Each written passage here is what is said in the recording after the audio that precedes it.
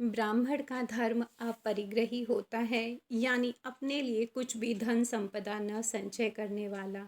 ब्राह्मण का पूरा जीवन तो दूसरों के कल्याण में ही व्यतीत हो जाता है। ऐसे ही एक विद्वान थे आचार्य उदयन।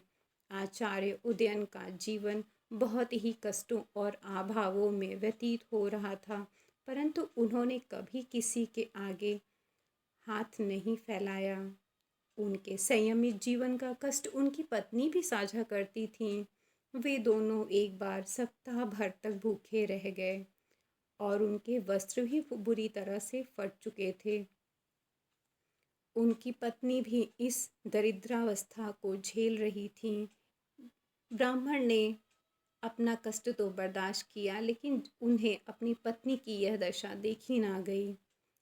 ऐसा सोचकर दंपति ने सोचा, क्यों ना हम राजा के पास जाएं, और वह निकल पड़े। मार्ग में एक नदी पड़ी, परंतु उनके पास नदी को पार करने के लिए पैसे ही नहीं थे।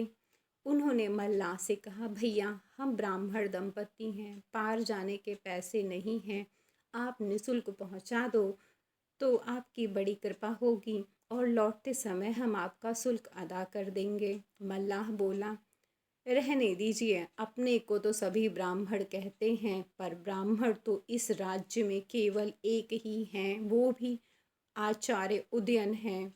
इतने कष्ट भरे वो जीवन व्यतीत कर रहे हैं, लेकिन कभी भी उन्होंने राजा के आगे हाथ नहीं फैलाया।